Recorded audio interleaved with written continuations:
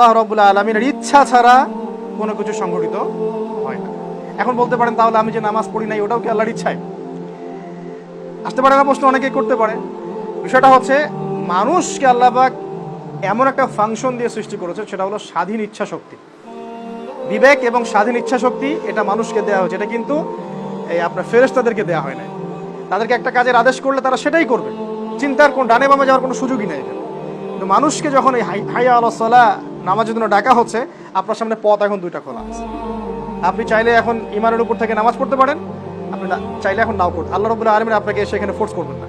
আল্লাহ পাক আপনাকে আসমানি কিতাব দিয়ে জানিয়ে দিবেন, নবী রাসূল পাঠিয়ে জানিয়ে দিবেন, বাকি স্বাধীন ইচ্ছা শক্তি কার? এখন এই হলো অবস্থা। তবে এই ইচ্ছা শক্তি প্রয়োগ করে আমরা কোন কাজটা করব সেটা আল্লাহ পাক আগে থেকেই জানেন। এই স্বাধীন ইচ্ছা শক্তি প্রয়োগ করে আমরা কোন কাজটা করব এটা আল্লাহ পাক আগে থেকেই জানেন। এটা আল্লাহ পাকের মহান জ্ঞানের মধ্যে এটা আগে থেকেই আছে। দুইটা রাস্তা পড়েছে আপনার সামনে, ডানে যেতে পারেন, বামে যেতে পারেন। আপনি ডিসিশন নেবেন কোথায় আপনি যাবেন। হয় আপনি ডানে গিয়েছেন অথবা বামে। আপনি ডানে যাবেন না বামে যাবেন এটা আল্লাহ পাক আগে থেকে জানেন। এই জন্য আল্লাহ পাক তাকদীরে লিখে রেখেছেন। এমন নয় যে আল্লাহ পাক লিখেছেন বলেই আপনি গেলেন। আপনি যে যাবেন সেটা আল্লাহ পাক আগে থেকে জানতেন। এটা আল্লাহ পাকের জ্ঞান। আল্লাহ পাকের জ্ঞান মানে অসীম, আমরা যেটাকে অসীম। আরো আছে আল্লাহ রাব্বুল আলামিন সম্পর্কে আকীদা, যে আল্লাহ পাককে আমাদের যে কল্পনা, আমাদের যুক্তি বিজ্ঞান দর্শন, এগুলো আল্লাহ পাককে পরিবেষ্টন করতে পারবে না। আল্লাহ পাকের ধার কাছে যেতে পারবে না।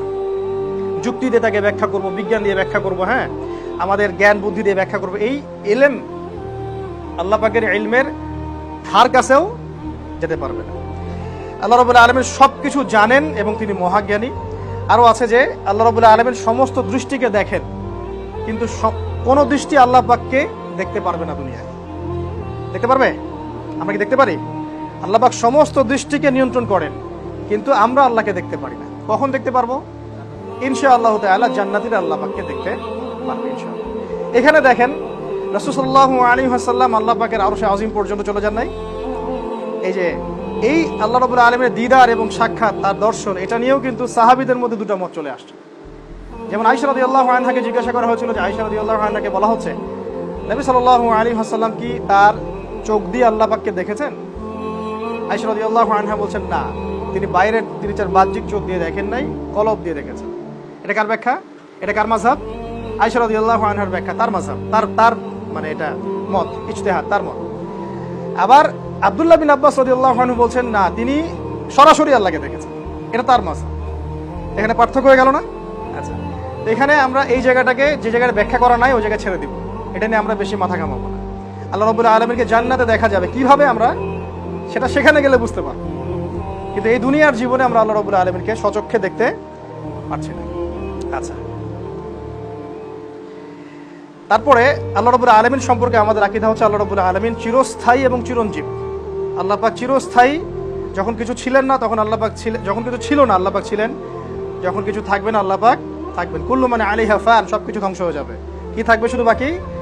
ওয়ায়াবকা ওয়াজহু রাব্বিহি যুল জালালি ওয়াল ইকরাম, আল্লাহ পাকের চেহারা, মানে আল্লাহ পাকের সত্তা শুধু বাকি থাকবে, বাকি সবকিছুই ধ্বংস হয়ে যাবে। আল্লাহ পাক স্রষ্টা এবং রিজিক দাতা, এটা আমরা আগে থেকে জানি, জীবনদাতা, মৃত্যুদাতা।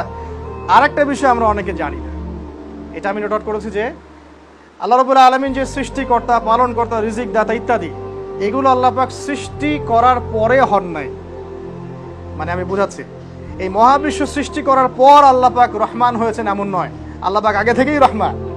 মহাবিশ্ব সৃষ্টি করার পর আল্লাহ পাক রহিম হয়েছেন নতুন করে এমন নয়। মহাবিশ্ব সৃষ্টি করার পর আল্লাহ স্রষ্টা হয়েছেন, খালেক হয়েছেন, রাজেক হয়েছেন, হ্যাঁ এমন নয় বিষয়টা। আল্লাহ রাব্বুল আলামিন আগে থেকেই খালেক, আগে থেকেই রাজ্জাক, আগে থেকেই গফুর, আগে থেকেই রহিম, আগে থেকেই রহমান। আল্লাহ পাক আগে থেকেই তার গুণাবলী আগে থেকেই তার মধ্যে ছিল। এটা মজার না ব্যাপারটা? আমরা কিন্তু এটা অনেকেই জানি না, অনেকে পড়তে গিয়ে তাই তো নতুন। তো আসলেই আল্লাহ রাব্বুল আলামিন নতুন করে তার এই গুণাবলীগুলো ধারণ করেননি, বরং আল্লাহ রাব্বুল আলামিন শুরু থেকেই এমন। আল্লাহ রাব্বুল আলামিন আমাদের সবাইকে তার এই মহান গুণাবলীগুলোর ওসিলা যেন মাফ করে দেন।